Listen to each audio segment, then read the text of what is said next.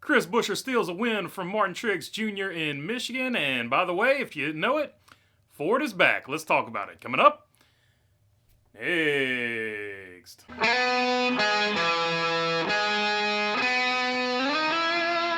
What's going on, everybody? Hope you're doing good today. All right, back-to-back wins for Chris Buescher, back-to-back wins for Ford, back-to-back wins for RFK, and that makes it 9 straight wins in a row for Ford at Michigan. Clearly a Ford track, although the Toyotas did have the speed there today. We will get to that in just a minute. And it has been 10 years since RFK, Roush Fenway, Roush, whatever you want to call it, has won at Michigan. So a huge win for Chris Buescher. And a couple things here. This puts him and RFK in the position of now being the hottest Ford team. I said last week that Penske was still probably the best Ford team. I still feel like that, but they're getting hot at the right time, and Ford is getting hot at the right time. They didn't do good early in the season, but they have really turned it around here recently, and we have seen the way the playoff format is set up. We've seen guys like Joey Logano get hot at the right time or strategically get hot at the right time, depending on your perspective. So this bodes very well for RFK, and I think right now you would have to at least put Christopher Buescher up there as one of your better Ford drivers, along with Kevin Harvick and Joey Logano as your Ford favorites to win the championship. But like I said, Martin Truex Jr. and the Toyotas look like they actually had the faster cars today, but they made some adjustments on the 17 and were able to get it to work well at the end.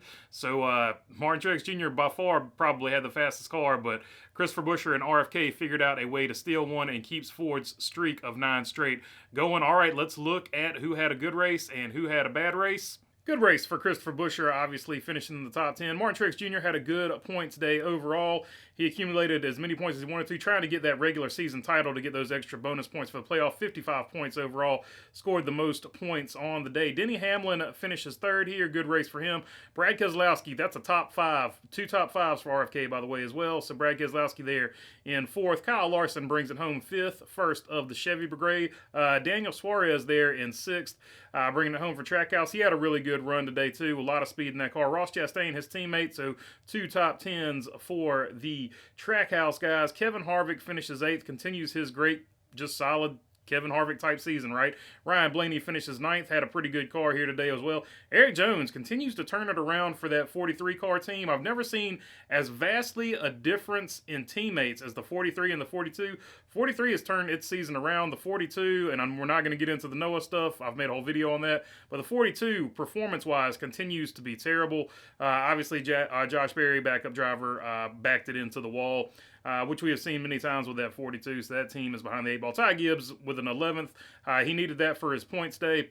Now on to bad race. Bad race for Kyle Busch. He finishes last. He wrecked early in this.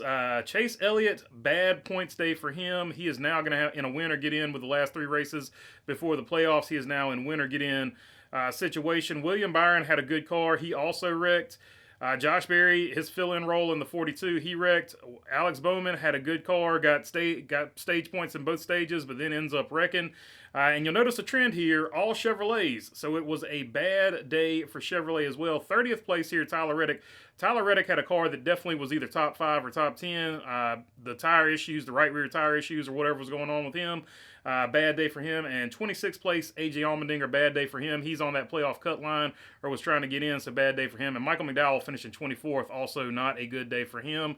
He lost his cutoff line spot, so let's get to that right now. And there you go. You see your playoff cut line. Ty Gibbs hops over Michael McDowell. He is 3 points below right now. Ty Gibbs 3 to the good. Bubba Wallace increases his lead. He was at 51. He is now at 56. So continues to cushion that second man in, I guess, position. Daniel Suarez had a great points day, though, like I was talking about. He is now only at -5. He started, I think, at like -30 or something before this race started.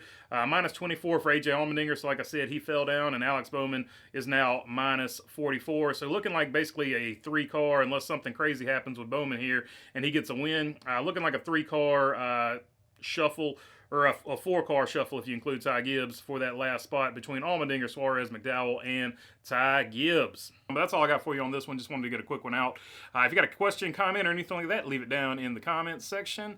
If you want to help out the store, check out the merch. And we are making a push to get to 10,000 subscribers. So if you want to subscribe first time, your subscription is much appreciated. And if you're already subscribed, I appreciate you all as well. All right. Thanks for your time. Peace.